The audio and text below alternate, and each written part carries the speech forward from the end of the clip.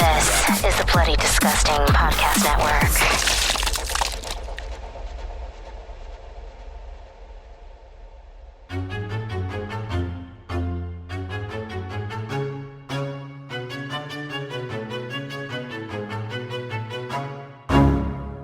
Move your fat tub of lard ass now!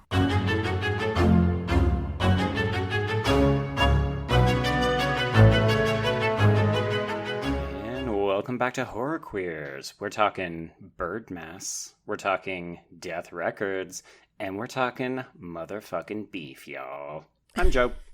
And I'm Trace, and we're talking lots of cocaine and lots of glitter, probably in front of and behind the camera, I'm assuming. Oh, shocking. It was the 70s. Yes, we are talking Phantom of the Paradise on its 45th anniversary. And coincidentally, also our 45th episode. We did not plan that. No, we didn't. No. Honestly, had we not done that surprise Scream Resurrection episode, this would have been episode 44. But we were generous, and we were like, let's do a bonus episode. And, watch that shit. And here we are, episode 45. Wow. So we took a bullet, but it paid off, is what you're saying. And tomorrow's Halloween, too, which is, that's pretty cool. Oh, I'm sorry. The anniversary is Halloween. So technically tomorrow, if you're listening to this on release date, is the anniversary. But I'm getting ahead of myself. Before I continue, I have to announce the guest that we've heard a tiny snippet of audio from already. So, ladies and gentlemen, she is one of the leading activists for the queer community. You've probably seen her all over film Twitter, or just Twitter. I don't know. Do we say whatever? Fuck it. And you probably read her exceptional work at publications like Playboy, Vulture, Dread Central, Birth Movies Death, and of course, Bloody Disgusting. Please welcome BJ Colangelo. Hello, I'm sorry for, laughing out of my nose into the microphone before I was introduced. No. I love that. But some people started doing that now, and I'm like, yes, I laughed. I'm funny. I'm just being the vindication nice, that but... he needs. Yeah, don't placate him, BJ. Don't stoop to his level. No, I like to imagine that people laugh mostly at me whenever they listen to us on the radio. More so, I laugh at the two of you arguing with each other like an old married couple. Yes! It's my favorite thing. I just, I listen to the podcast on my way to work, and I'll just be like, you boys are such cards. No, those boys. No, Joe used to get mad at me when I would, purposefully, antagonize him, and I'm like, Joe, that's entertaining. If we agree all the time, it's not funny. It's a cute look for you both. Yeah. So, yeah, thank you for coming on. I did want to point out, so we asked you on the show several months ago, and I sent you the list of things that episodes you could come on. I feel like within 60 seconds, you replied to me and went, Phantom of the Paradise. More so, it's because, so I fucking love Phantom of the Paradise to a level that is probably unhealthy. And I do musical theater pretty frequently as a performer. That's what my college degree is in.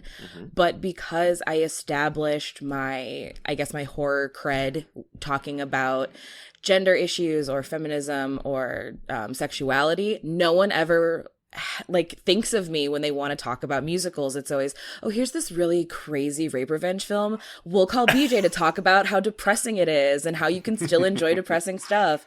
But then a musical happens and I never get called. And I'm like, I know about this just as much. Let's talk. Give me that glam rock nonsense. I want to talk about it. I needed it. I need Gerrit Graham with a plunger on his face every moment of my life. I'm kind of the same way, though. Because, I'm super into horror. Obviously, we do this podcast. We're all in the horror community. Wait, is that why we do this? But, nah. But I'm a really big, rom-com person and musical person. So when I karaoke, I do music. I do show tunes and karaoke. I was a high school theater kid. I didn't get a degree in theater, but I did do high school theater when I was growing up. And I can't sing very well, but I still sing. But so I was actually very excited to see this because I'd never seen it before. I'd seen I think when you mention rock opera horror musical, people typically jump to Rocky Horror. Yes, this one's not mentioned as much until honestly recently. I feel like I've been hearing about it a lot more, among the waves. I think the Phantom of the Paradise sort of had this Halloween 3 thing happen where because of the internet and our ability to talk to one another, it sort of snuck out of, oh, hey, have you seen this? And then everyone came out of the woodwork of, I love this movie, but I've never known anyone else who's loved this movie, so now we all need to talk about it. Yeah, and I must say, I'm one of those random people that I don't dislike Rocky Horror Picture Show. It's just never, I think I saw it in college. I think maybe it was too late in life. I like it fine. It's not one of my favorites, and I will say that I did enjoy this on a first time viewing more so than I enjoyed Rocky Horror on a first time viewing. That doesn't surprise me at all, actually. And that's coming from somebody who was in a Rocky Horror cast for 6 years, and I've done the show on a professional level multiple times in different roles. Wait, okay, tell us the roles, because I was like, oh, please don't tell me you were just Janet. It's so boring. Oh, hell no. Were you Rocky? I've never been Rocky. I've been both Magenta and Columbia. Columbia tends to be the one I get the most of, and I'm like not trying to plug another podcast on your podcast, That's okay. but Attack of the Queer Wolf is doing a Rocky Horror episode. There might be a special sound clip that I gifted to them. Y'all will have to listen and find out. I knew they were doing that because I asked them, because the guest they have on that episode, we're covering one of that person's films, and I was like, oh fuck, like what if they're also covering that film? So I checked with Brennan to be like, hey, what are y'all watching with him? And he goes, oh, we're doing Rocky Horror. And I was like, oh, that's convenient. We're doing Phantom of the Paradise, so that kind of worked out. So Fantastic. prepare for musical theater, you glorious queens. Apparently Halloween is just musical theater week on the Gay Horror Podcast. Yeah. Which it should be musical theater week every week. Oh, absolutely. So yeah, Phantom of the Paradise, released on Halloween, 1974 by 20th Century Fox, runtime of 91 minutes, which... So good. I was so happy and impressed with how expeditious this film is, especially in the first act. Like, it just goes and goes and goes. And I was like, like, you know when you're watching a movie and they're like, oh, I have to go somewhere, and you kind of think to yourself, oh god, I'm gonna have to like watch them like go there. This movie just cuts to him being there, and I love it. Yeah, the fact that there's time for a detour to Sing Sing Prison that doesn't overextend its welcome, it's very good, very clever. Yeah. So, we got a budget of $1.3 million. I think sometimes reporting on older films' budgets is not super reliable, so if I'm wrong, don't at me. And I have no box office information for you. There's none on Wikipedia or Box Office Mojo, and that is the extent of the research that I did. But apparently, and BJ, you had mentioned this before we actually logged on, it flopped, but the only successful major market during its theatrical release was in Winnipeg, Manitoba, Canada, where it opened on Boxing Day, 1974. When's Boxing Day, Joe? Boxing Day is December 26th. Really? Okay. And played continuously in local cinemas over 4 months and over 1 year non-continuously until 1976. Yes, and it was mostly supported by the same core group of 9 to 14-year-olds who would sneak out of their house, not tell their parents where they were going, and then they would go and see this film not once, sometimes not even twice, sometimes all day on the weekend. Okay, but you mentioned not telling the parents where they're going, so I thought this movie was rated R. Oh, yeah. It's PG. Oh, okay. I mean, if you think about it, the violence isn't that bad. There's cocaine in this movie! Oh, well, they were a lot more lax about drug use. It wasn't until we got, Reagan in that suddenly you couldn't do anything, and we was like, let's, maybe go back to the Hays Code. Let's see what happens. It's, well, because Rocky Horror came out 1 or 2 years after this, and that is rated R. And maybe it's because there's simulated sex in it, I guess? Yeah, the sexuality. Yeah, it's the sex. Because you guys are prudes in the South. Yeah, no, I mean, we totally are. Sorry, by South, I mean the U.S. You're not wrong. Yeah. It's incredibly frustrating. So, yeah, this movie, well, here's the way. Okay, so Rotten Tomatoes are looking at 91% based on 22 reviews, but most of those are, within the past 10, 15 years. Yeah. I believe, and correct me if I'm wrong, but this movie did, it was a critical failure when it came out in 74, correct? Oh, it was a bomb in all regards. Yeah, nobody understood it. Yeah, I mean, again, well, I guess maybe, well, whatever, we're not talking about Rocky Horror. I'm just thinking, have, the reception of that versus the reception of this, and, they're, 1 or 2 years apart. It's just fascinating to me. But that was also a flop. it was also a flop, but Rocky Horror stayed alive, and I think that a lot of it was because of the sexual elements, because queer community was just so desperate for anything that resonated with us, and Phantom of the Paradise doesn't have quite as much sex. I mean, one of Swan's first line, when you actually see what he looks like, is dropping the F slur. So, oh boy, does that land badly? I definitely wrote that in my notes. Rotten Tomato audience score, though, 84% based on 10,000 reviews. So, I mean, people are flocking to Rotten Tomatoes. Metacritic doesn't really matter. It's like 67 out of 100 for critics and 84 out of 100 for audiences, but the audience score is like 5 people.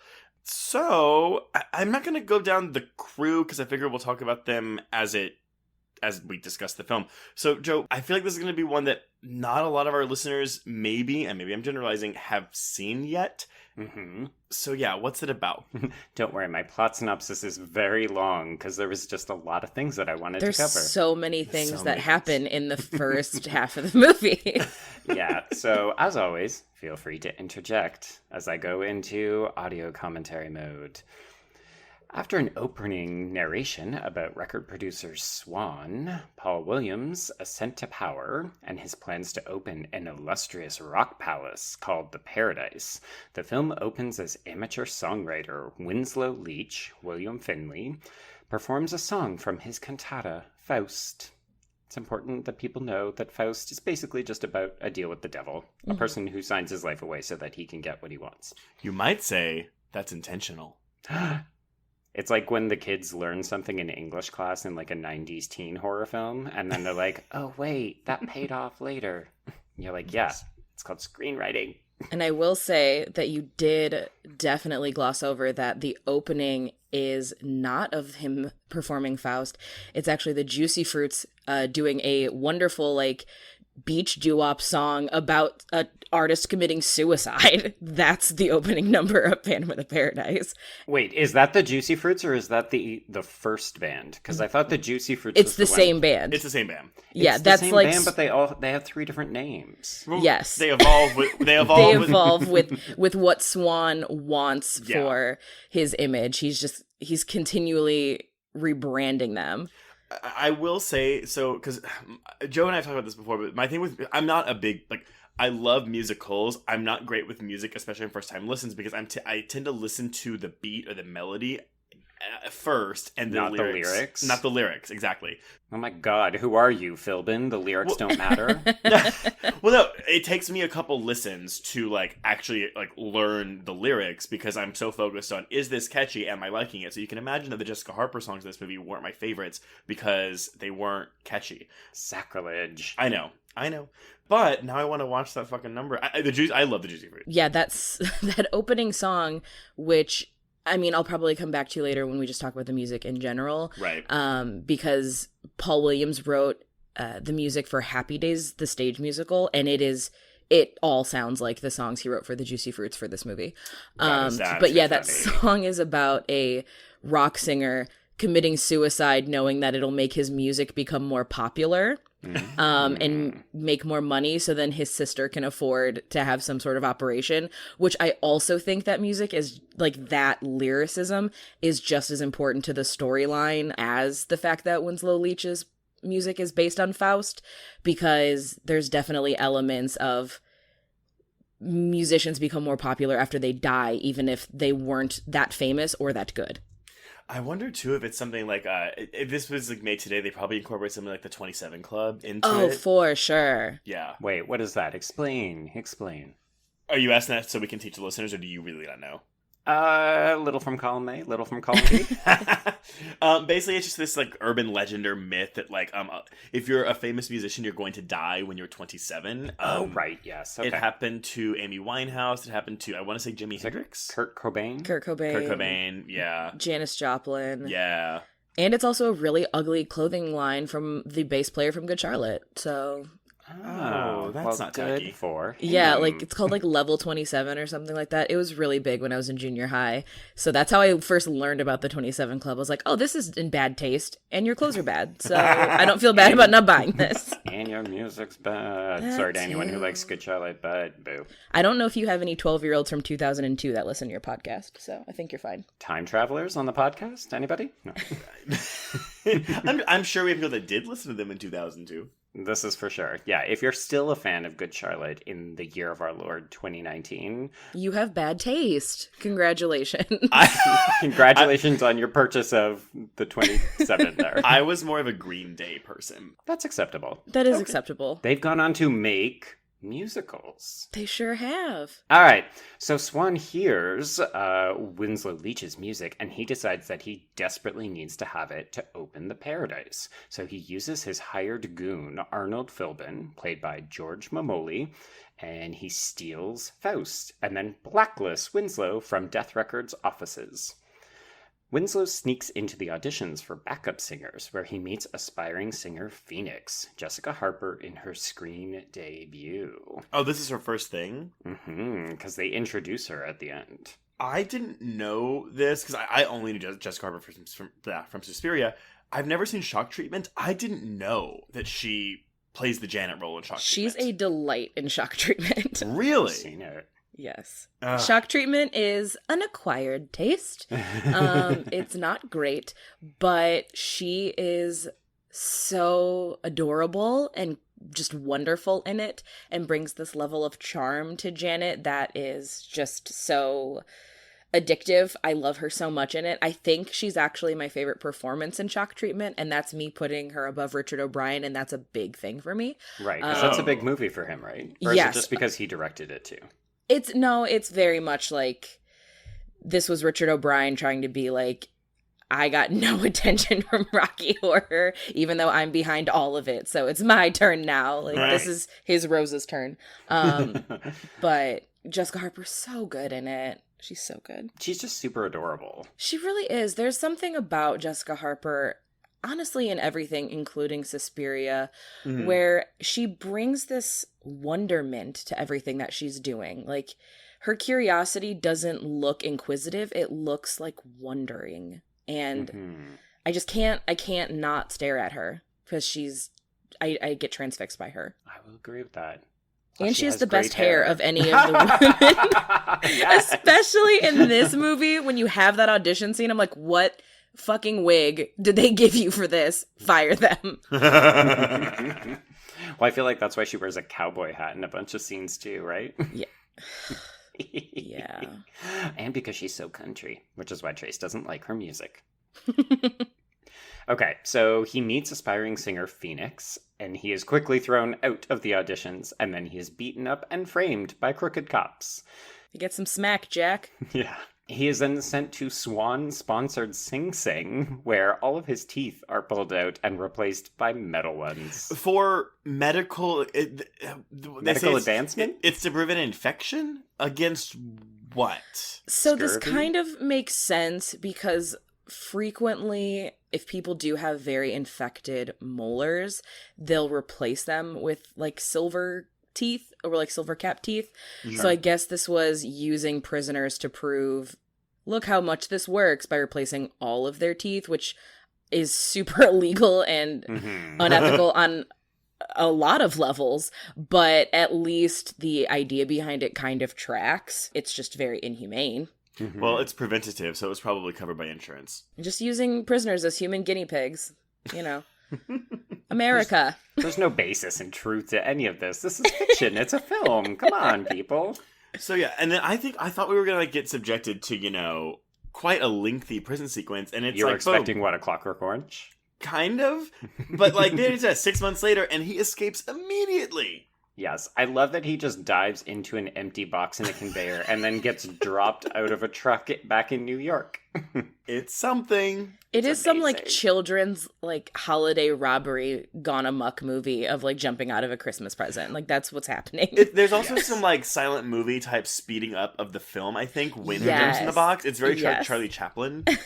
Oh, well, here's the thing. I feel I haven't admittedly watched a ton of De Palma films, but it's kind of amazing, A, that he made this movie immediately after making Sisters with Margot Kidder, which is like a totally fucked up psychological thriller about identical twins. And then he makes this movie, which, B, feels like him just having the most fun that he could have throwing every camera trick he can possibly think of on screen. Well, De Palma as a filmmaker is very much kind of the homage guy. Like, he does what Quentin Tarantino does now, but before that existed. I thought you were going to say better. It's subjective. It's subjective.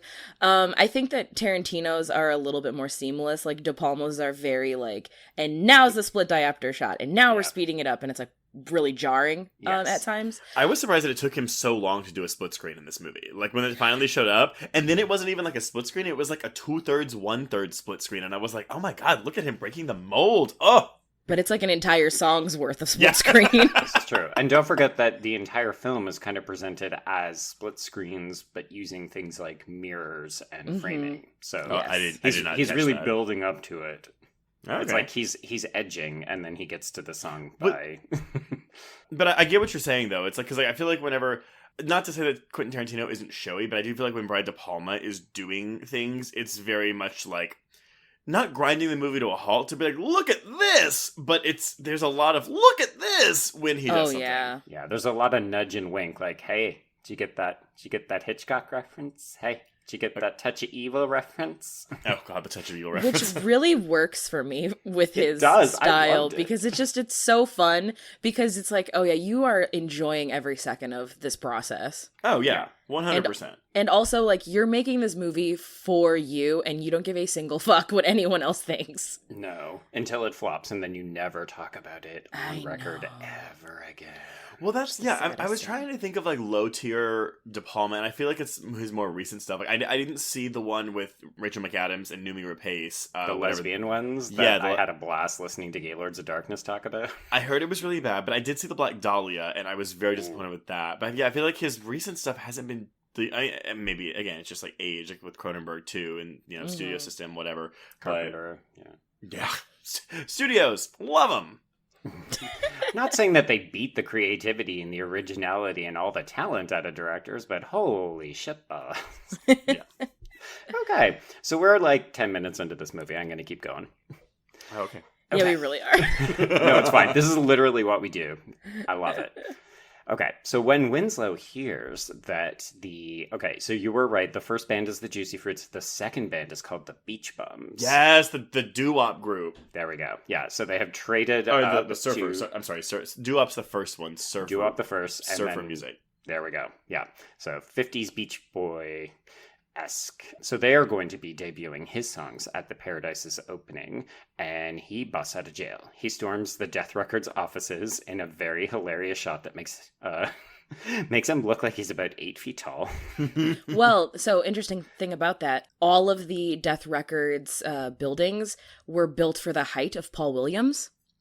So that's why he looks like such a giant, because William Finley is much taller than Paul Williams, as are most humans on this planet. Yes. Listeners, if for some reason you didn't watch the movie or you haven't seen this and you're still listening to us, shame on you. Yeah, basically the villain in this movie, Paul Williams, is an elf, but like slightly taller. More or less. Hyper talented singer-songwriter, but also the height of a young child. Yes. Yeah. Like, okay. He wrote music for the Muppets, maybe because he's an actual Muppet. and then fit right in. Yep.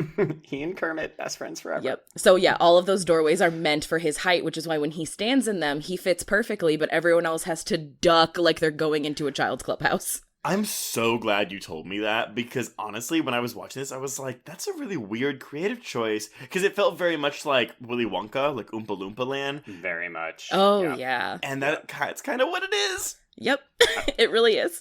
I was getting Being John Malkovich, but I like yours better. Oh, I like that too, actually. But anyway, continue. Okay, so he storms the Death Records offices and winds up losing half of his face in a record press accident, which... in real life actually almost kind of happened. And it's his own record. It's his music. Yes, it's so poetic, it's so on the nose, and it's so great. I mean, if you gotta go out one way, you might as well. Let your art kill you. Yes. Isn't that basically what's happening to all of us right now? Yeah, I feel like there's some, like, quote by someone. Some Vonnegut quote, maybe. I don't know. I feel like he'd say some shit like that. Did they explain how the record press burning his face also kills his voice? Or is it just like a thing we're supposed to accept? I think it's implied, like, maybe it's also the neck. I suspend my disbelief. It's a fucking musical. He got a gentle caress and like a hiss, and that was enough. Yeah. Duly noted. Makes sense. Just stay away from record press, kids. They're dangerous. Okay, so stumbling to the paradise, he styles himself in a full leather outfit and Jesus fucking Christ trace as we wrap up 8 weeks of camp. Oh, fuck me in the face. Another leather outfits. Sorry. 3 for the books. Everyone, it is our 8th and final week of our camp marathon, Phantom of the Paradise. There you go. Yeah, nicely done. I like it. Yeah. Who had 40 minutes? I know. It's fine. Okay, so he styles himself in leather and a silver falcon mask and proceeds to kill the beach bums with a bomb during their rehearsal. This is the Touch of Evil homage, right? Yes. Okay. Yeah. If you have not seen A Touch of Evil, kids, it's a great Orson Welles film, but it's mostly known for a split sequence with a bomb. Mm-hmm. And if you went to film school, there's a 99% chance that you were forced to watch this movie. Yes. 100%. Yes. There's a 99% chance that you were 100% forced to watch it. Okay. Swan makes a deal with Winslow after they agree that Phoenix is the perfect fit. And after Swan restores his voice, Winslow signs an extremely lengthy and overly elaborate contract to rewrite the cantata in a week. I guffawed at the size of this contract. So good. And I love the fact that they're just like, the Paradise is opening in a week, and we need you to rewrite this whole thing, and just, sign in blood. Here. It's also really, I mean, okay, again, I get it. Musical, don't need, motivation, whatever. That he's so trusting of Swan right away to the point where he doesn't read the contract at all before signing it. He just really wants his music to be made. And he really wants Phoenix to be the one to sing it. It made me think of one of my other favorite camp movies of all time, Josie and the Pussycats. Yes! Where Wyatt is like, do you want to sign this contract? And they have that moment of like, isn't it weird? You've never even heard us play. And he's like, oh, I'm sorry. Do you not want a record deal? And they're like, oh, just kidding. We'll all sign. That movie... it's not a podcast about that movie, but oh my god, it's so You can listen good. to me talk about it on my other podcast, because I already did that shit. I mean, you are talking to somebody who owns screen-worn, Pussycat headphones. Yes. Yes. It was a gift from me, and I cried. You would have thought that somebody had gifted me, the most fancy technological advancement. Nope, I got shitty cat headphones and cried. Does it come with the Mr. Josie and the Movie phone? Pussycats are the best band in the world. Fiona is hella cool. I'm gonna watch that tonight, maybe. It's so good. It's like a palate cleanser for your soul. If you're ever really having a is. bad day, just watch Josie. I and the fucking quote Pussycats. Tara Reid in that movie all the time when I'm at work. When I'm working at the bar, I'll just walk up to people and go, coasters. I'm like, you have no idea what I'm doing when I say this to you. If you're happy and you know it, clap your hands. She is genuinely good in that movie. She really is. She's so good. If I could go back in time, I'd want to meet Snoopy. Hey, Trace, know who else is really good in that movie?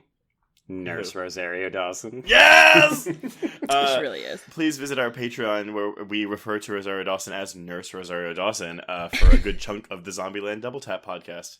This is true. Yeah. Okay, so back to this movie, which is about extremely lengthy and overly elaborate contracts, which I also feel like everything about this movie obviously is making fun of Phantom of the Opera, but I do... for sure. But I also love how it's basically saying the Phantom is also kind of stupid. Yes. Well, it's because it's more so... Because the musical was in the 80s, so this is more so is it doing the book No, it's the movie. No, because It's the movie. Yeah, because the movie he gets like acid on his face. The book he's like born with a deformity. But is it making fun of it or is it like playfully homaging it? I think both. Okay. I mean, it's definitely built on the premise that you know about the Phantom of the Opera, but I think it's also reinforcing, like, isn't it a bit silly that this ghost is just kind of hanging around, causing mayhem? And... Well, I also think that with with any iteration of Phantom, because Christine's supposed to have this amazing voice, or any movie that has some like a plot thing like that, where it's like, oh, this person is so talented and like blah blah blah, and I'm not dissing Jessica Harper. I think she's great. She's very lovely, but. Oh, shit, here we go. No, I'm just saying, it's like one of those, I mean, her voice isn't, like, amazing. She can sing, but it's not like this... I hard disagree with you, but we'll get to that when we talk about music. Okay. I can't believe you are trashing national treasure Jessica Harper. I am not listener trashing her. Of the podcast. You know, she subscribes to Patreon, and now she's just going to, like, bail on us. It's really disappointing. For a split second, I believed you. Welcome back to Gullible. And I had, like, a mini panic attack. Anyway, okay, so, go. Okay. So Swan, obviously, quickly goes behind Winslow's back, and he hires Beef, Gerrit Graham, and the single fucking best part about this goddamn movie. I agree. All of his lines. I mean, I'm sure people go dress up as him for Halloween, but like, oh, they do. I want to be him for Halloween so bad. I want to be him on other days that are not Halloween. I just want, and the best part too is that Beef has this like screamy rock voice, and then because it's not Gerrit Graham, and then when he talks, he uses the single most flamboyant voice he could possibly use, and it is just chef's kiss. I'm not doing it in drag. This line's written for a chick. Like, Gerrit Graham, what are you doing? But keep doing it. It's very disappointing to me that, like, I want to hear more from him. Like, I know that he goes to the convention in Winnipeg, which is a thing that if you're a big fan of this film, they've already put on 2, and they'll probably put on a few more. But, yeah, I really want to hear more about his process for developing this voice and this character. So I have talked to Gerrit Graham about this because Gerrit Graham is a frequent visitor to Cinema Wasteland in Strongsville, Ohio, which is sort of a convention that celebrates drive-in camp. Like, we did I love everything you're talking about. A sorority babes at the slime ball bowl-orama, like, cast reunion. Like, that's the kind of convention it is. It's great. Yes. And every time Gerrit Graham comes in town, I always talk to him about being the openly swinging parents in front of their children in TerraVision. And then Beef. And I asked him, I was like, so... this voice, this everything. And he's like, I wanted to be the epitome, the amalgamation of every glam rock superstar from the 70s. And that's what they all kind of became. Like, that's who they are. He's like, but I didn't want it to be ambiguous. Like, I was going to lean as hard into the femininity as possible while still being sort of this sex symbol that women wanted, even though he's clearly super gay. Yes. That one outfit where it's like the diamond on his bulge, I loved that so much. I may have gotten a boner at 9:30 on Sunday morning. Well, his introduction... Keep it behind your diamond trace. Come on. His introduction even looks like a goddamn entrance to RuPaul's Drag Race. Yeah. Like, he doesn't enter. He is revealed. I'm not gonna lie. So this scene where we're introduced to Beef, it happens on an airport. Like a hangar? A hangar, which is just a random press conference populated... by nobodies and journalists. And there's the fucking logo on the podium is like CGI'd over it. Yes, it is. It looks like it was used with MS Paint. Yes, it like moves as the camera shakes a little bit, and you're like, oh god, and there's a story there. I know we'll go into it later, but like it's just like, oh my god, it's so ridiculous. I just love it though. So he's in this coffin. They open up the door, and he comes out. He looks kind of Frankenstein-esque, and all I could think of was, oh yeah, somebody's, auditioning for Dragula, season 5. Oh yeah. But well, he's like covered in glitter. Like, he's covered in glitter. He has silver lipstick on. He has his trademark ever-changing symbols that are always on his face, and they change depending on the outfit, which I very much enjoy that touch. Hashtag goals, yeah. But he Bride of Frankenstein's because he doesn't speak, he hisses. Oh, it's so good. Perfect. Oh my god. Okay, so this is Beef. This is the Beef who will be opening the Paradise in Phoenix's stead. So, Swan also steals the last of Winslow's music, and then he seals him up behind a wall of bricks in advance of opening night. He Cask of Amontillato's him. Like, what the fuck is this? It's perfection, Trace. And if you went to high school and you took freshman English, I'm assuming you read the short story by Edgar Allan Poe, The Cask of Amontillado. If not, go Google it. The sheer number of references that we've dropped in, the 50 minutes now? Right. Like, this film is so erudite, considering that it's basically just a camp task. Like, I can't even reconcile the two parts of my brain that try to put this film together. Well, this is also the point. Yeah. I'm sorry. I'm jumping ahead. I'm sorry. It's fine. Okay. So Beef copes with his concerns about stealing a dead man's music because everyone still thinks that Winslow is dead and not hiding out behind a brick wall writing music.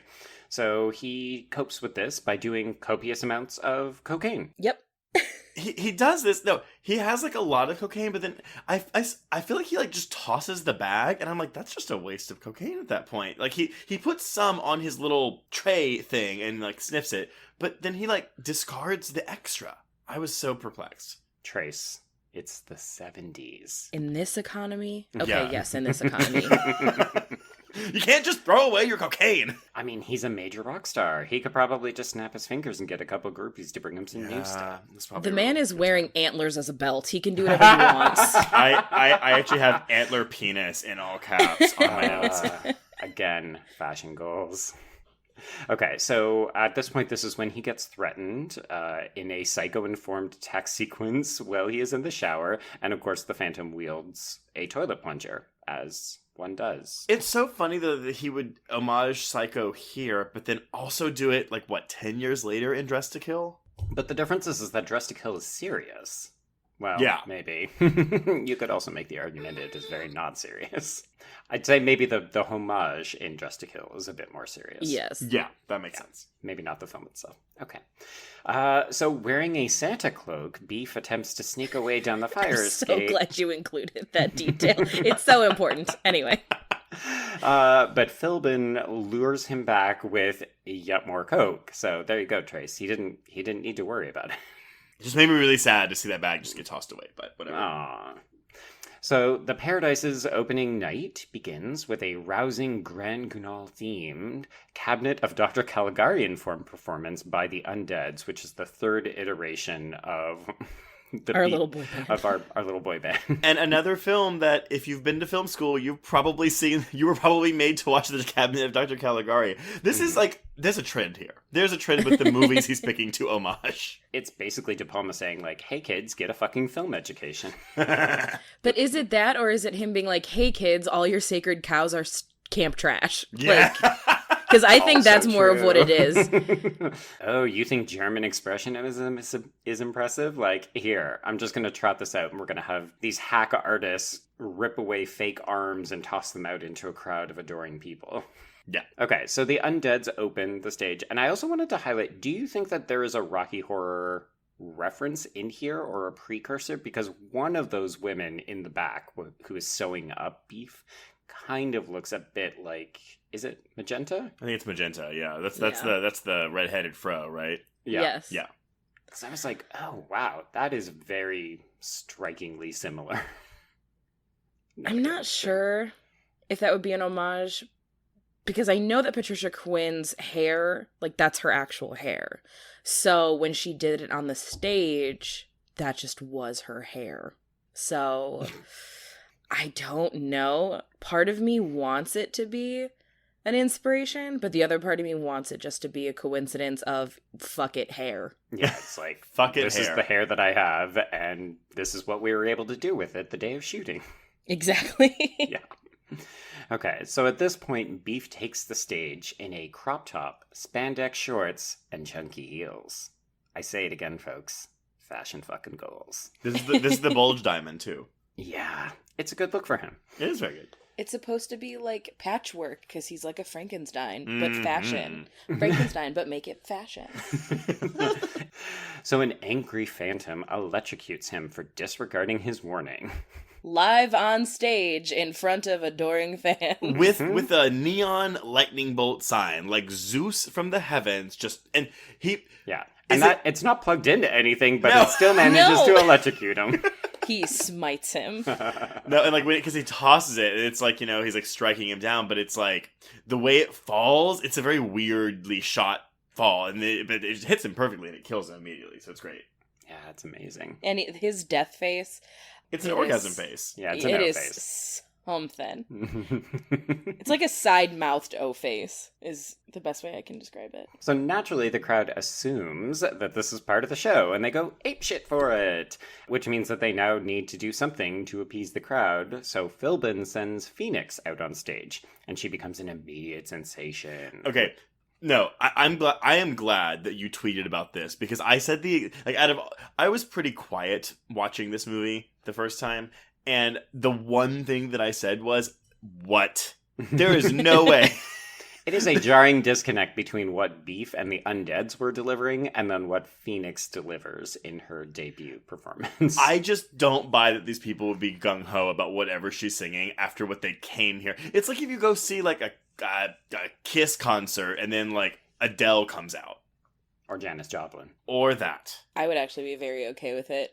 Do you want to know what opened for Kiss on their latest tour? A speed painter. That's a real thing. I went saw Kiss and a speed painter opened. I was like, what is this bullshit? All right, I'm in. It's fine. It was really cool, but I was like, this is a choice to have him open for Kiss, but okay. Do you think that's like, the opening act all ate really bad seafood at the all-you-can-eat buffet, and we needed to get someone in here stat, like Drop Dead Gorgeous style? Part of me thinks, also I love that movie. It's my favorite comedic movie ever made. Okay.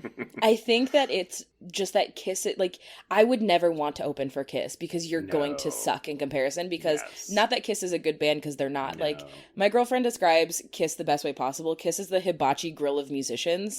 Like, you are not here, like all hibachi grills, they all taste the fucking same, but you go for that show. Like, you want to watch the mess. But okay, I get that this person is not in the same league as Kiss, but that's what I say about Britney Spears. Because every time I say I want to go see Britney Spears in concert, they're like, but she doesn't sing. And I'm like, you don't go to hear her sing. You go to see her perform. And Correct. She performs. And you know what? I watched Paul Stanley, a man in his 70s, fly above an audience on a, I don't even know, a rope, like a single thing, fly to another stage to sing a song written about his dick. Like, he's the coolest man alive.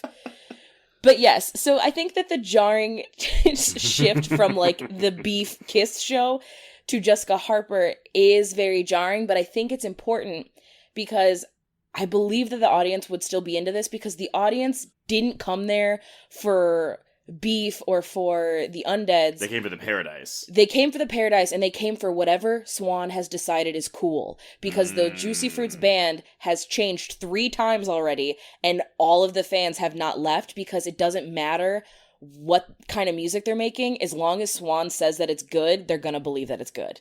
Oh my god, you guys. Swan is the original Fiona from Josie and the Thank Pussycats. you. It's Josie and it's everything comes back to Josie and the Pussycats. That is 100% what it is. Theater programmers, wherever you are, double feature Double Phantom bill. of the Paradise and Josie and the Pussycats. That is my dream. Oh my god. No, because the cliche double feature would be this and Rocky Horror. No, Yeah. you do this No. and Josie and the Pussycats. It's too much of the same. What is the meme where it's like woke versus us, like sleep woke or whatever? I don't know.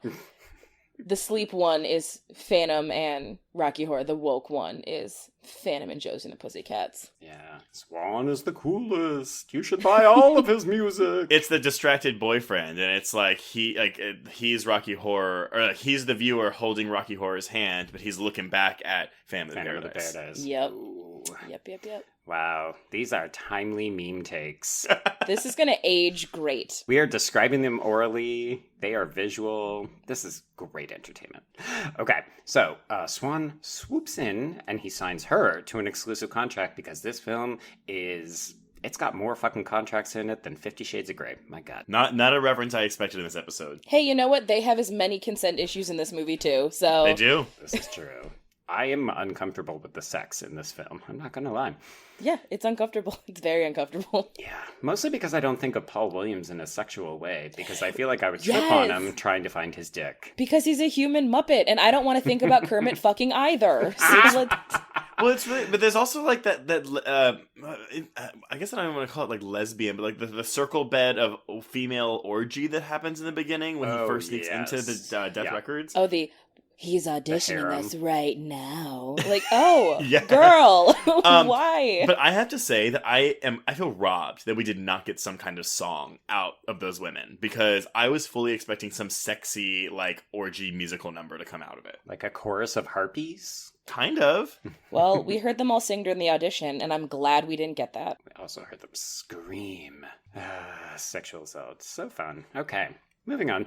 Later that night, on the roof, the Phantom tries to reason with Phoenix, but he comes on just a touch strong, and she flips the fuck out and runs away, because he's kind of terrifying in a bird mask. Although his eye acting, because when it started, I was like, his eyes are enormous, but then I realized why they're so enormous, because his eye acting when he's in that mask is phenomenal. Oh, it's wonderful. I was almost surprised that they didn't just, like, body double Finley out, because really, he only plays himself in a couple of scenes, and then he has to act under all of the leather and falcon head masks. But that's why, because they needed someone with enormous eyes. It's the eye in the mask is so just stunning, because a lot of times those sorts of masks like eat your face a little bit, but you know exactly what he's feeling, and then because he's got those silver teeth and he has a pretty wide mouth, the mouth acting is also really it's really good. He's very expressive. So the Phantom spies on Phoenix having sex with Swamp. Sorry, threw up a little bit. I think they had just finished having sex. No, I think they were about to have sex, because she definitely like takes his nipple out, and it's very uncomfortable. Oh yeah.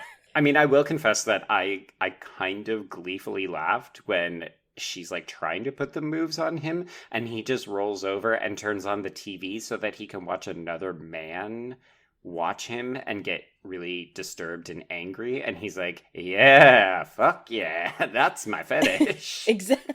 And before that even happens, like the positioning that they have, he's laying with his arms straight out as if he's being crucified, and she's curled up onto him, and he doesn't move. He just lays there, and she's like, I'm trying to maybe this nipple play will do something. Nope, you're not moving. Okay.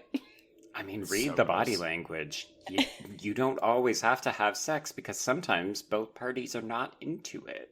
He's just not a sexual being. He's like this, this Oompa Loompa Elton John hybrid. So actually, I do have a funny anecdote. So in the documentary, which I realize I've not mentioned, so there's a documentary called The Phantom of Winnipeg, which is all about how the Winnipeggers, or Peggers, it's actually what they call themselves, so do with that as you will. Do they know? They must. They have to know. Yeah. So the documentary is absolutely delightful. It hasn't been released as of the time of this recording, but I believe it's probably going to do some festival runs. It's really great. The people in it are just absolute gem human beings. They're so in love with this movie. It's really inspiring. Did the documentary make you appreciate the film more? It did. It didn't hurt seeing the film and then the very next day watching the documentary as well, because it was like, you watch this movie and it's so kooky and campy and just unusual, and then you see these people talking about how it literally shaped their lives. Like, these people are such hardcore fans. Like, this is their vice. These people have like dens and like tattoos and like paraphernalia. BJ's like, hold my beer. Right? Yeah. I'm like that with Fright Night, but the Phantom thing. is my next tattoo, and I've been going back and forth of whether or not I want the mask or if I want the bird, but I'm afraid that the bird will like blend weird as I get older, since it's all just dot treatment. So I've been going back and forth. I can tell you that the bird was the most popular tattoo that the Peggers had. which makes complete sense to me. I just love Winnipeg in general because Chris Jericho's from Winnipeg, so it's perfect in my book. Yeah. So my anecdote was that apparently the transcendence of this movie actually extended also to the actors. So when Paul Williams went on tour for his music, he apparently became such a sex symbol that they sold out the concert 3 days in a row. And he was only meant to be there for 1 day, and they had to extend his stay multiple days. And women were Beatles level fawning over him, like passing out, having to be carried out. Much, especially because Swan looks and dresses like my grandmother in 1974. I was just saying, can you imagine riding that cock? Like, I can't. It could be a tripod. It could be as big as him. You know what? I believe that. This could be a Toulouse-Lautrec situation here, folks.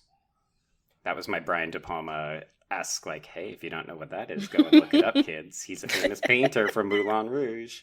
Okay, I didn't know what that meant. This podcast is nothing if not educational and also deeply misguided. I mean, this has been Film 101 today. So. It really has, hasn't it? I think more so than ever before. Yeah, but that's fine, because again, I think a lot of people won't have seen this movie already, so I hope they go out and seek it out, or they just listen to it and learn shit. I think it's on Shudder right now. Yes, it is. But it was weird though, because so I thought it was going to be on Amazon, and it was like, oh, it's on Amazon through Shudder. So I was like, cool, I have a Shudder account. I went to Shudder, the website, and then you couldn't find it? Could not find it. I had the same problem. I mean, I own it, but I was definitely that person that's like, oh, but I don't want to move 5 feet to get the physical copy. So I did the same thing. Yeah. Went to Amazon. I was like, oh shit, Shudder. Well, why is that? Can't find it now. But here's the thing, though. So you can subscribe to Shudder through Amazon and just watch Amazon Prime and they put Shudder movies on there. It's there that way. So it's on Shudder through Amazon, but it's not on Shudder. Regular Shudder. Yeah, it's very strange. It doesn't make any sense. Quite odd. Shudder. I'm going to tweet at them later. Continue. We're almost done with the movie. Yes, we're almost there. Okay, so the Phantom attempts to kill himself, but he discovers that he can only die if Swan is killed. And of course, Swan is also under contract. Dun, dun, dun. So at this point, we're heading into the climax. News comes out that Swan and Phoenix will marry on stage, and the Phantom discovers that Swan looks almost exactly the same as he did 20 years earlier, because the media mogul signed a contract with the devil just before attempting suicide when he was very young. Do have to do another sidebar here. Babyface Paul Williams is uncanny valley, and it really frightened me. I did not enjoy the bathtub sequence in this film at all. He looks way too smooth for any actual human being. He looks like a 12-year-old boy. And I was too. I am going to get flagged on a pedophilia list for watching this scene. And that's the thing, is you're not wrong, because that's always the thought that I have when I watch it. I'm sort of desensitized to it at this point, but I remember the first time seeing it because his stature is so small that it looks childlike. Yes. And it's very concerning. Yeah.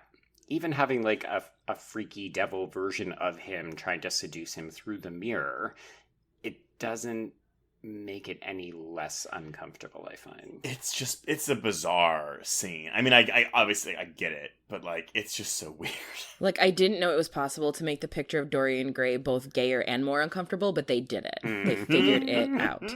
Can we also talk briefly about the why would Swan have a video camera set up in his own bathroom? Well, and the camera keeps changing angles.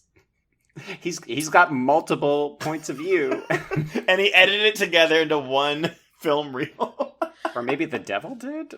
I try to justify it in my head that Swan is such a narcissist, which is also why I mean it contributes to the picture of Dorian Gray as this will, age while you don't, or whatever bullshit. Yes. But he records everything. Every moment of the Paradise is under constant surveillance. Yeah. And I think again, back to the roof scene, it's less about him wanting to keep track of things and more about him wanting to see how other people are reacting to his existence. That is peak narcissism. Everything has to be about me, up to and including the facial reactions of other people when I'm doing stuff. Exactly. God. Okay, so this is also when we learn that Swan plans to assassinate Phoenix live on television after he marries her, because it makes for good entertainment. I was gonna say that's the only reason, right? Like, there's no other reason for that. Yeah, and that is Romeo and Juliet style, like, explained to us through the Juicy Fruit song at the very beginning of the best thing for business is killing musicians because people will buy their shit. Yeah, Oh which my you God. think he also has already demonstrated by being like, oh yeah, when I watched the Beach Bums go up in flames during that dress rehearsal, it was immensely entertaining. Yeah, the Beach Bums are du jour. God! This is amazing. Question, did you think that the Beach Bums participated in any backdoor lover? Yes, that didn't take long. No.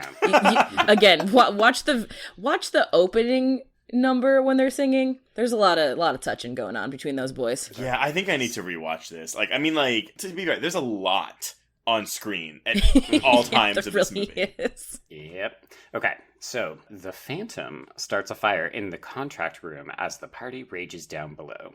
Phoenix chicken dances onto the stage as the Phantom races through the halls to stop the assassin with the high-powered rifle. The things I have to read for this fucking podcast. I also realized we skipped over, though, one of her early dance auditions when she starts out, like, pretty great, and then she just starts, it's like she's trying to mop the air with her hair, and she's just, like, Wait, She's just galloping. orangutangan around. she's so feeling funny. herself. She's like loose, like very like light-limbed, kind of like the wacky waving inflatable arm thing. It's pretty great, and respect to her for that. Kudos to Jessica Harper. I feel like a lot of her stuff was just kind of like, show up here and sing and then Yeah. improv a bit. So, Philbin is shot in Phoenix's place, and the Phantom swings down and rips off Swan's face, revealing a horribly disfigured visage underneath. The crowd then joins the Phantom in stabbing Swan to death, and as he dies, so too does the Phantom, fulfilling their contract. With his dying breath, Phoenix finally recognizes him and rushes to his side as the party rages on. The end. The end. The end. We did it. That plot description took nearly as long as the actual movie itself, and I feel great about it. We did gloss over the fact there are so many fucking bird references in this movie. Oh my god, there's so many. Because his name is Swan. Mhm. The Death Records is a dead bird that's not a swan. The Phoenix. Phoenix is obviously a bird. The Phantom's mask is like this weird, like, owl thing. Yeah, I realized I called it a falcon, but I was think it's gonna meant to be correct an you, owl. but then I thought maybe I was wrong. No, I I was think like, it is we'll meant to come be back an to owl. Yeah, it looks similar. It reminds me a lot. There's like a subplot of like these owl-faced people in like one of the Batman comics. It looks a lot like that. Which I, to this day, think that they are paying an homage to Phantom of the Paradise. One of my friends has, like, the Owlman tattoo, and I was like, oh shit, Phantom tattoo? And he's like, I have no idea what you're talking about. Oh, deeply disappointed. And see, this wouldn't be the first horror film to use an owl as its, like, main villain. We should double feature this with Stage Fright from the 80s. And just to clarify, not the other Stage No. Fright, which is also a rock musical. Not the bad one that we covered that I hate, but the good slasher that's not a musical but is still set in a theater. Not the one with Meatloaf, the man. Yeah, Yeah. exactly. Which we then got called out for on that episode.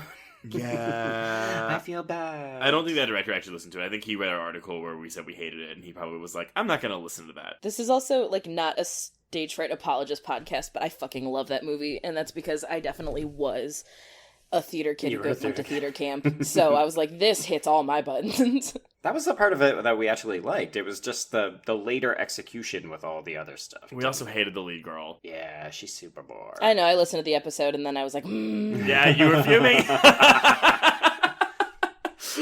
All right, so where do y'all want to start?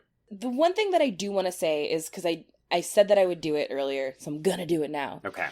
No, the idea that Jessica Harper is not a strong singer. And Oh shit, here we go. most of us, when we think of like the Phantom-y type things, typically Phantom of the Opera, and we Right. do think of the Christine Daae. Christine Daae is like a power soprano. Yeah. She is the highest of high notes. And for whatever reason, as like Western culture, we have put so much value in women who can sing high. Ah. And Jessica Harper does not sing high, but she can hit low notes that are like otherworldly to come out of a woman.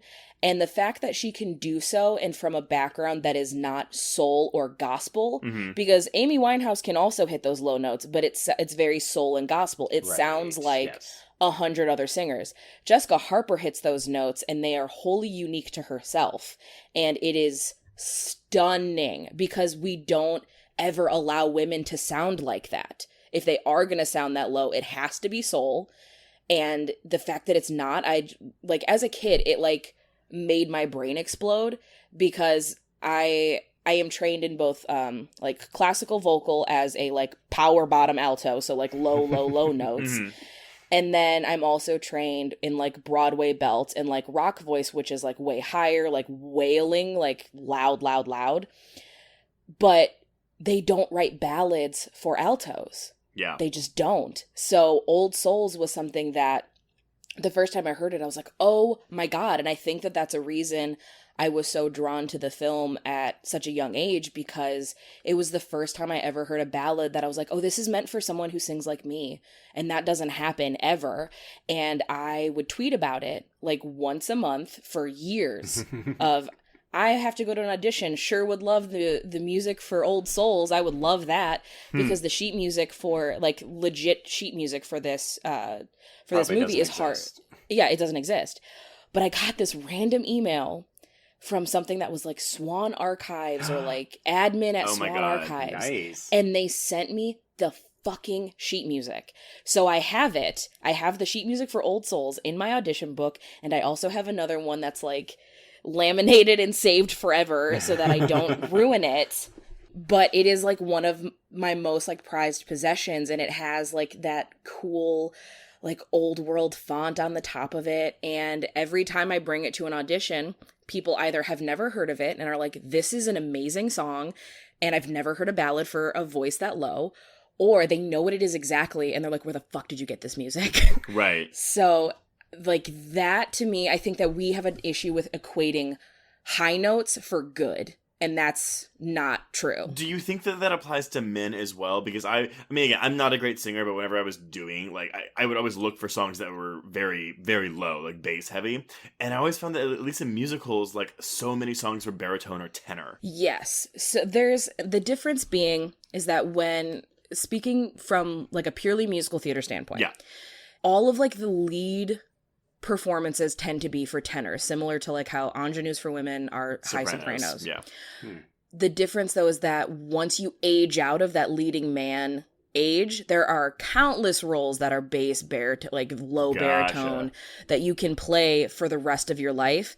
Women, once you age out of ingenue, you have side character alto, but there's no good roles for you anymore. Congrats, you're a mom now, fuck off, we don't want you. And it's so shitty. So the fact that song exists, I am forever indebted to Paul Williams for it. And Paul Williams writes really good music for low singing women, because we've only just begun. Yeah, The Carpenters is a low tone for a woman, and it's gorgeous. So yeah, that's my rant about why Jessica Harper is actually a really good singer. No, I mean, that's fascinating. Again, I wasn't trying to say that she wasn't a good singer. It was just one of those things where it's whenever that plot device saying it's this one voice that blows away everyone, blows everyone out of the water.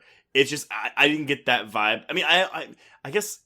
I mean, I'm comparing it to Kristen Dye, which it's a valid point, though, is that, we are trained as a society to value the soprano over the alto. And, the high notes in Phantom of the Opera are synonymous. When you think about the song Phantom of the Opera, you think of that last, screaming whistle note. So, I'm, it doesn't surprise me, but, yeah, I actually really love Jessica Harper's voice, and I think that it's stunning. And I think that I would have been that person who would have been captivated if it would have jumped from that chaos with beef to just this low voice on a woman, which also I think is kind of a queer undertone, because we tend to add masculine, right? Yeah, and we add masculine features to women when it's queer or whatever. Right. So the fact she's singing so low after and following this crazy genderqueer weirdo. Yes. I think that's also a very queer thing to do,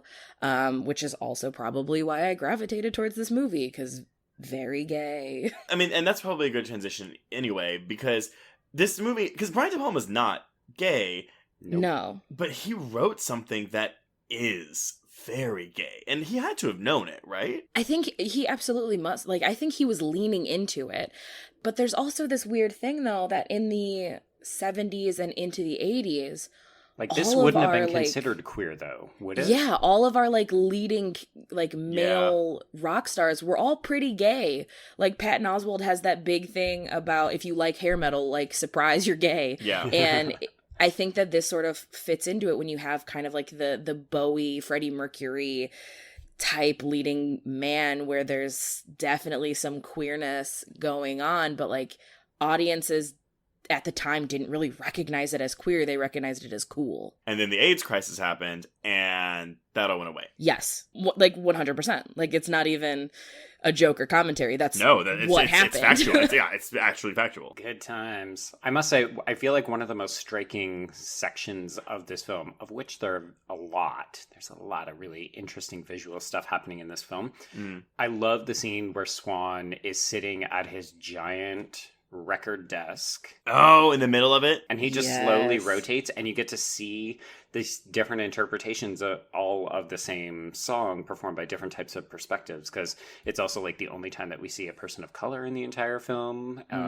You know, we get to see like a women's duet version of it. So I really appreciated not just, you know, this idea that he is the mastermind at the very center of the record, but also this interpretation of, yeah, he could literally make any of these acts work. It's just a question of which one does he settle on and which one can he capitalize on. And I think that's the important thing, is about what he can capitalize on. Because again, going back to the idea that if Swan decides that it's cool, everyone buys into it. He could have done, you know, the Donna Summers-esque girl group. He chose not to. Yeah. And it's like, how many times throughout our history and throughout our culture have we just chose not to feature a certain artist? Yeah. I mean, like a weird parallel, but I look at somebody like today, like a Lil Nas X, who is a gay black cowboy, and nobody wanted him, so he had to do it himself. And then he has the biggest #1 single of in history. And that's only because he's not part of that system, because the system we have does things like prioritize sopranos, prioritize white people. And that's a very real thing. So they're touching on a lot of not just like the film school 101 stuff, which obviously I love, but also like the very real kind of ugliness of the entertainment industry, because it's Josie and the Pussycats. It is. But you know what else it is? And BJ, I hope that you're going to get this. Trace, I know you will. I could not stop thinking about the apple when I was watching this film the second time. Dude, I thought the same thing. I was like, because I was getting more Apple vibes from this movie than I was Rocky Horror vibes. I'm really, one, thank you for making that reference. Because yes, I did get it. But two, I don't think anyone's ever said that before. At least not to me. Oh, really? But in my head, I'm like, yes. I don't know if your listeners have watched the Apple. Oh my God, if you have not watched The Apple, it is amazing. It's a dystopian 1970s film, but it's very much about selling out to become a mega success musician. But like themed to Adam and Eve. Yes. Hence the title. And also choreographed by Nigel Litho, the guy who does like Dancing with the Stars and also So You Think You Can Dance. Did not know that, and I love it even more. Absolutely terrible. The dance sequences in that film are terrible, which I love. Oh, I disagree. I think they're fantastic. And speed! I watched that movie for the first time this year because we did a Rando-thon movie marathon with some friends, and yeah, one of my friends brought The Apple as his Rando choice. Oh, what a good friend pick. to have. Yeah. The best and the worst. But no, I mean, there's something, because even in the look of both this movie and The Apple, there's something, and I use this word lovingly, but it's something it's very garish. Oh, yes. Loud, and I don't want to keep comparing it to Rocky Horror, but it's like, Rocky Horror has those things, but I feel like the look of it is much more... It's a bit more polished in a way. Yeah, but it's also not as colorful, I feel like. Oh, I don't know. Think about Frankenfurter's Lab. No, It's I know. pink. But it's wall to wall in this movie. Yeah, there's more glitter in this one, too. Yeah, there's a lot more glitter. A lot more glitter. I did want to touch on one other thing because I forgot to mention it when it happened. We definitely glossed over the fact that one of the ways that Winslow sneaks back into the paradise before he becomes the titular phantom is that he cross-dresses. Yeah. And not only does he cross-dress, but he ends up in that harem of backup girls. Yep. Yeah. And he's convincing enough that he can get all the way in with all of them, and they never realize. Yes. And in all honesty, I don't think Paul Williams would have said anything had it not been that is Winslow Leach. The only reason he kicks Winslow out is not because he's a man, it's because he's stealing his music and he doesn't want the original, creator to be around. Right. But I feel like everyone let, Winslow pass through because they're like, fuck it, it's fine. Yeah. And I think that's like weirdly progressive. But then it goes against. So what use do you make of him calling him a fag in the beginning? Before that, in the beginning of the film, right? And that's what I'm also like a weird person who defends the ending of Sleepaway Camp very severely. I guess for followers who don't know me, yes, I'm queer. I don't identify as a lesbian because I think there's a lot of weird connotations with that. Mm-hmm. But my girlfriend is non-op transgender. So she still has a dick. And when I first showed her this movie, she picked up on it as well and was like, oh no, everyone who works there let him through because they don't care. And the only reason that, Winslow's getting kicked out is because Swan doesn't want him there. And I think the reason that he calls him a fag, one, is because that was such common language at this point. Right.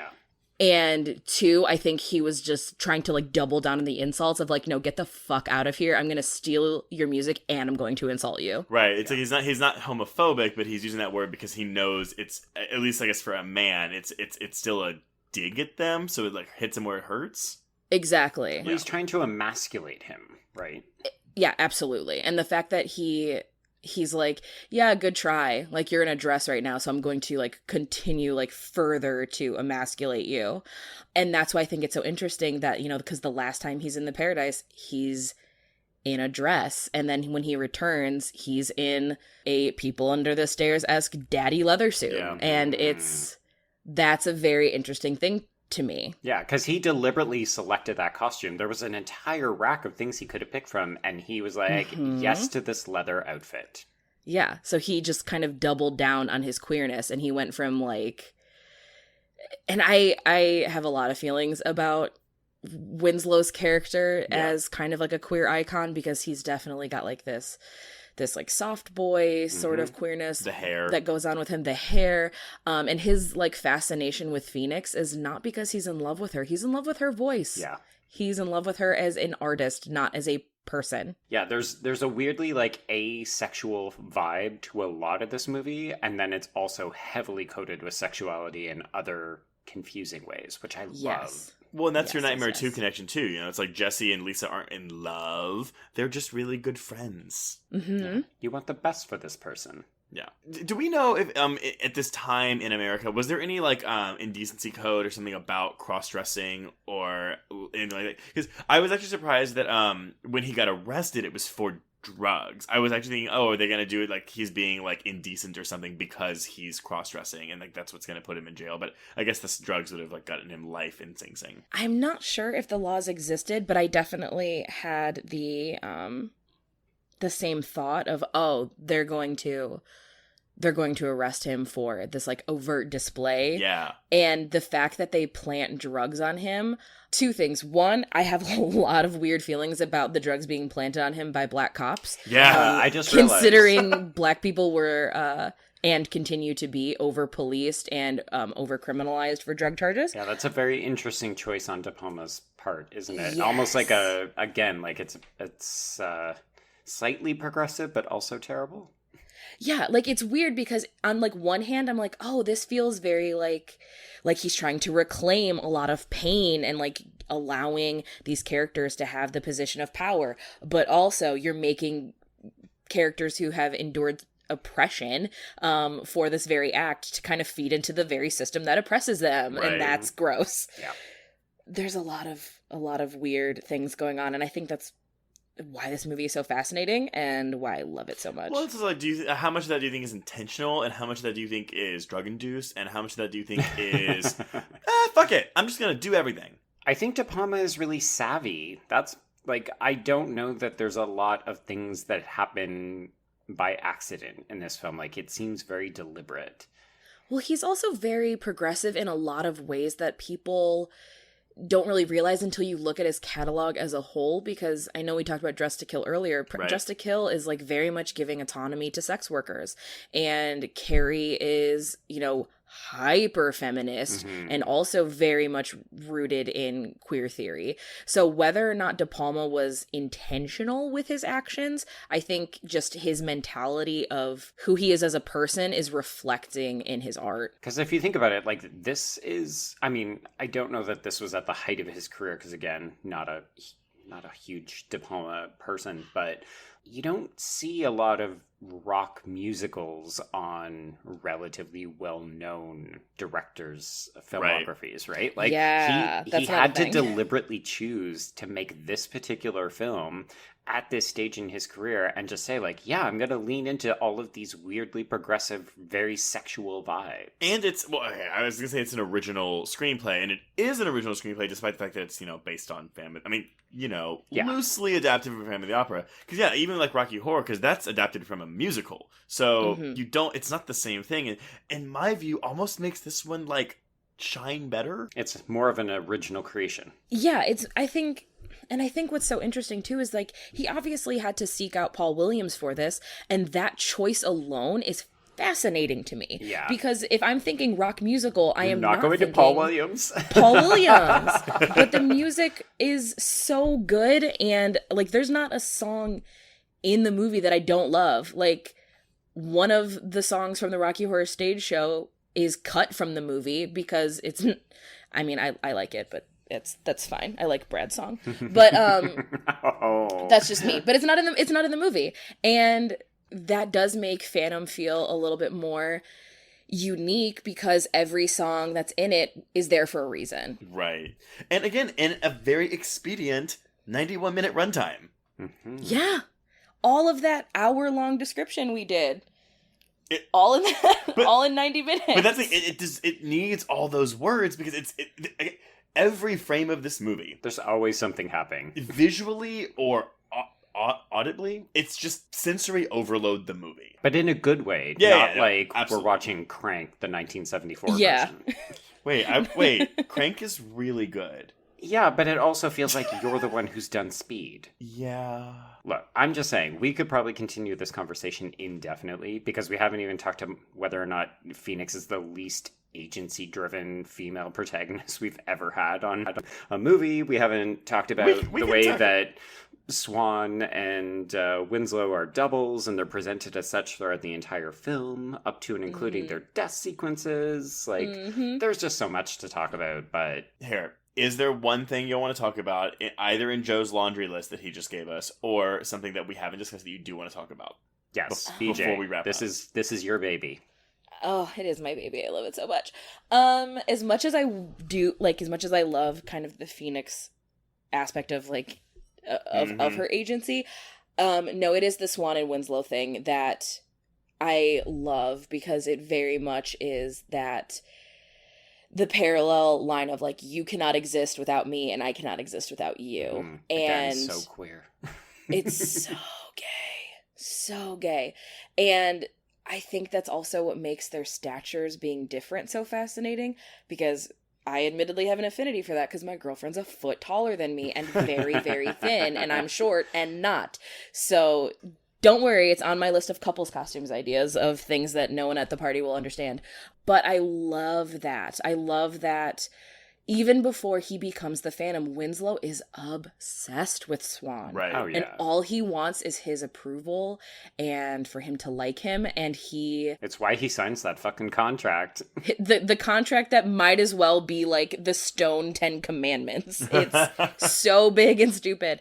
But yeah, like it's so interesting to see his obsession with this man and then his willingness to kind of do anything to like Swan is very like Regina George from Mean Girls in that he doesn't like him, but he needs his approval and he needs him to like him. Well, like even like going to the queerness, like they're meeting whenever they finally like, you know, discover like how they're connected. Swan leaves a sexual encounter with Phoenix to go talk to Winslow. I feel like that's intentional as well. It's just like, for sure. I'm gonna go see this D. And I try not to lean into too much of like the phallic imagery, Carol J. Clover mentality. Fucking stabs him in the chest, and Swan is like, "Yeah, baby." Yeah, he just takes it and then he pulls it out and he's like, "Nah." He's like, I only die if you die. Like if you die with me, and like you can't do this. So he just like willingly accepts penetration, but also like it's a knife, so of course it's a fucking penetrative object. So. I tend to disagree a lot with like the dick theory with penetrative weapons. Do you think it's just because it's too much of a generalization? I think it's way too much of a generalization. Yeah, it's almost too easy at this point. Yeah, I think so. Like, because if you even try to argue, like a gun is penetrative. Like that's how it fucking works. Right. Yeah. So Every weapon at some point is some sort of penetrative thing. They can't all be allegories for dicks. BJ, if you do go as Swan for Halloween, can you please wear the top hat from the scene where he introduces Beef at the... Oh, God, it's so good. Because that was definitely like, oh, hello, Willy Wonka. Yes, come through to my magical candy land, the paradise. That is like, it is just like him tiptoeing into like, hey kids, you like Cabinet of Dr. Caligari? Just fucking wait until you see my stage show. Okay. Are you two ready for this game? I'm not ready, but I'm gonna play. Okay. So your game is I would like the two of you to tell me the origin story of a young Beef. Where did he come from? How did he get this way? Where did he get those shoes? Okay, I'm gonna have to go first because I don't think my story will be better than BJ's. I think Beef was birthed from the butthole of a fairy. Oh, God. In a fart of glitter. And grew up like Thumbelina in a little flower. And grew so big that the fairies couldn't take care of him anymore. And so he turned to a life of cocaine and rock and roll. As one does. I don't know. There you go. That's it. Okay. So the Thumbelina origin story with a dash of cocaine. Got it. BJ, what say you? I think that Beef grew up a young lad somewhere in the Midwest, probably Ohio, because I live here and I see what it does to young queer kids. And he was definitely the quote-unquote fruity kid in class.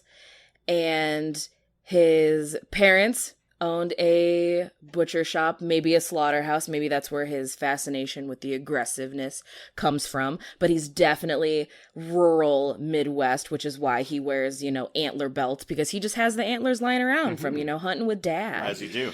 As you do. And one day he went to a record shop and learned about rock and roll music and completely fell in love with it and took those records home. And his dad was like, no, we're not having this devil music in here. And he's like, well, then fuck you, Dad. You don't understand me. And he left and he went out to LA to become a rock star, but he doesn't actually know how to be a rock star. So he's just imitating everything that he's seeing and putting on glitter because he thinks that's what he's supposed to. And he's living in a shitty neighborhood and there's a lot of drag queens and sex workers. And he's like, you know what? That looks cool and fabulous. So I'm going to do the same thing.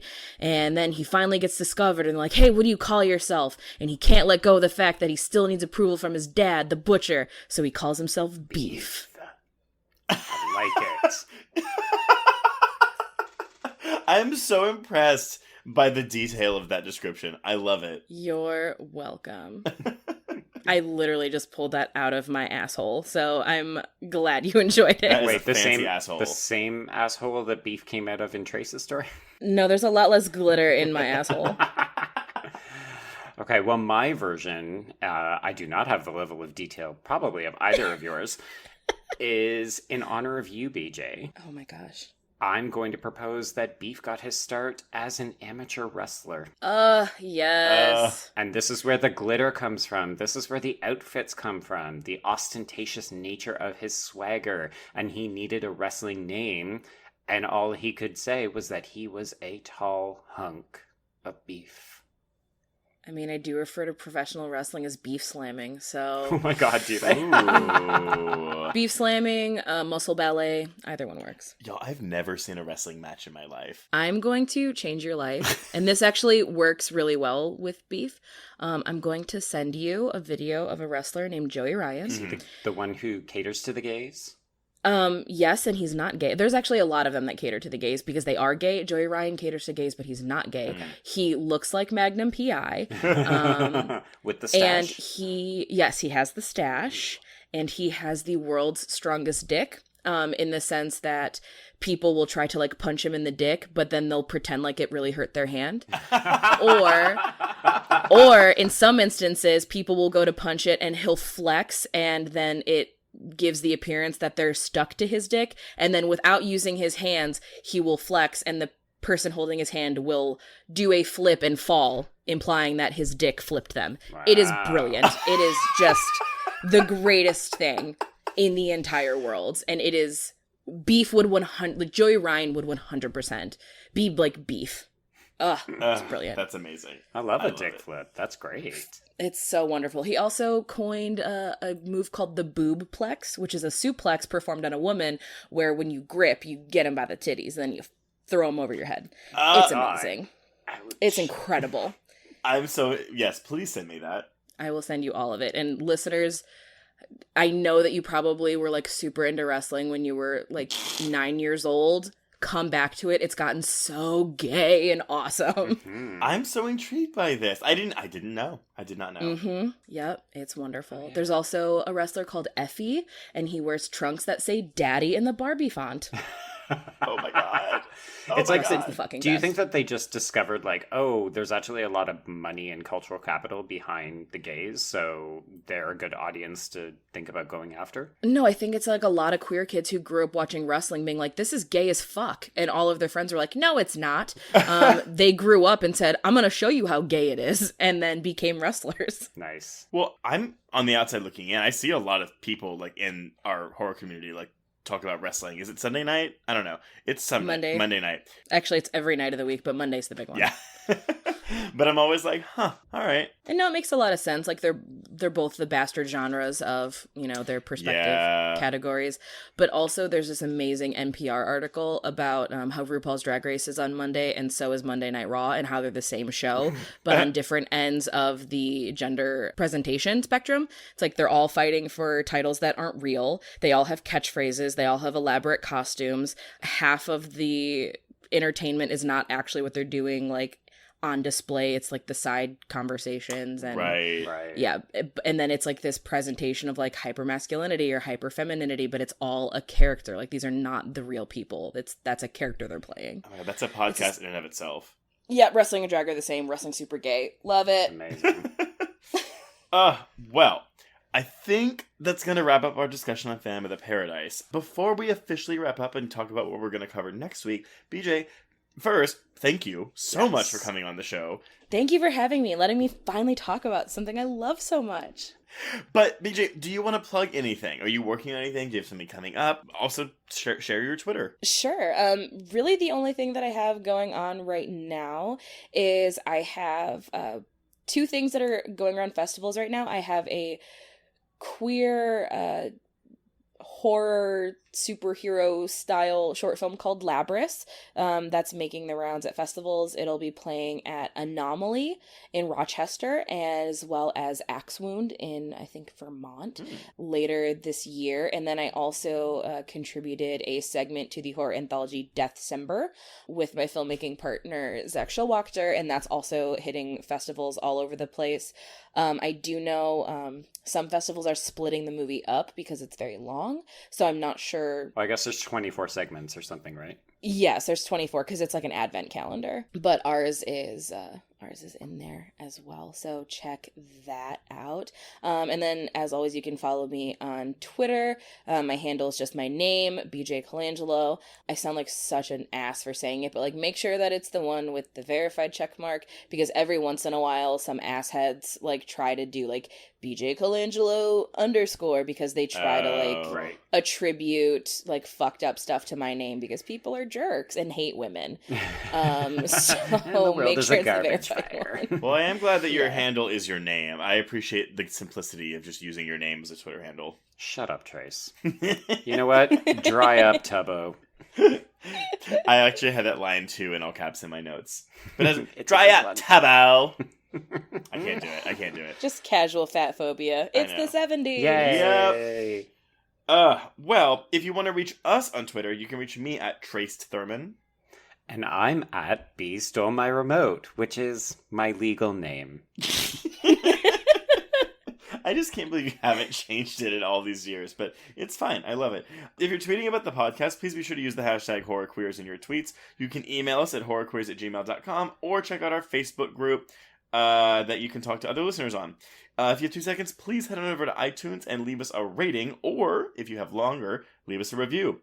You can also go to our Patreon page at patreon.com/horrorqueers for more bonus content. I'm sorry, for bonus content, not more bonus content. No, more. Where you can sign up for exclusive episodes covering recent horror films like Zombieland Double Tap, and we will have one on Dr. Sleep coming out in a few weeks as well. Joe, what are we covering next week as we leave Camp Month or Camp Marathon? Yeah, 8 weeks later, we are finally out the door. Except, are we really? Because we're dropping a special bonus episode of our live recording from Fantastic Fest this Friday for the, 34th anniversary? 34th anniversary of A Nightmare on Elm Street 2. Yeah, so you will get to hear that and listen for the record scratch. It's a very entertaining time. We're not going to elaborate. People can just listen. I'll just say, 5 minutes in, you will... I don't want to say you're not going to cringe, but you probably will cringe a little bit. Yeah. I'm so excited. Just, pull over to the side of the road at around the 5 minute mark and you're good to go. And then next week, we're still on our shit and we're going to be talking about possibly the most homoerotic film we've ever done. We're talking the 25th anniversary of Interview with the Vampire. Which I haven't seen since I was a kid, so I'm quite looking forward to revisiting this. I just spoke at a queer geek convention about homoeroticism and vampires and had like a 15-minute segment just dedicated to Interview with a Vampire. Nice. Can you just send me your notes? I'm going to crib off of them because I don't like to do homework. That's fine. Okay. I'll do it for you. Nice. Okay. Well, so yes, everyone, you have lots to look forward to in the next week. With the obviously this episode that we just recorded, and Nightmare on Elm Street 2, and Interview with the Vampire, we're some busy bees. But on that note, I think we can finally cross out Phantom of the Paradise and wish all of you a happy Halloween. Yes, stay spooky, and we'll cross out horror queers.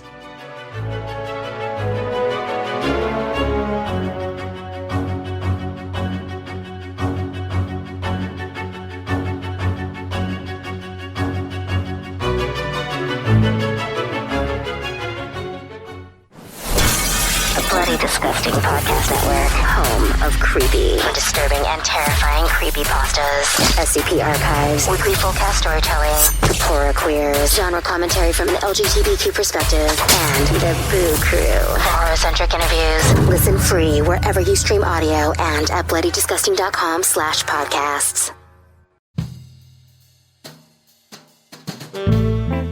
Get in, losers. This is the Lady Killers, a Feminine Rage podcast. I'm Jen. I'm Sammy. I'm Rocco. And I'm May. Our podcast is a tribute to the female-identifying killers in horror and more. Each episode will feature us, your Supreme Court of female murderers, discussing our favorite lady killers, from your Julias and Jennifers to your Carries and Christines. We'll tell her story, decide if it's good for her horror, and answer the most important question of all. Would we die for her? Join us on Thursdays as we pull on our sweaters, snatch our ice picks, sharpen our scissors, and honor the lady killers who live on the silver screen. No boys were harmed in the making of this podcast. Yet.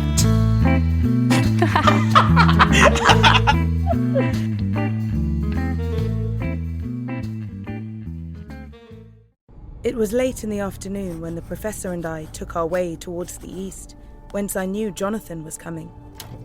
Jonathan Harker has asked me to note this, as he says he is hardly equal to the task, and he wants an exact record kept. Dear Madam Mina, I have read your husband's so wonderful diary. Strange and terrible as it is true. I will pledge my life on it. God preserve my sanity, for to this I am reduced. Safety and the assurance of safety are things of the past. I am in hopes that I shall see more of you at Castle Dracula.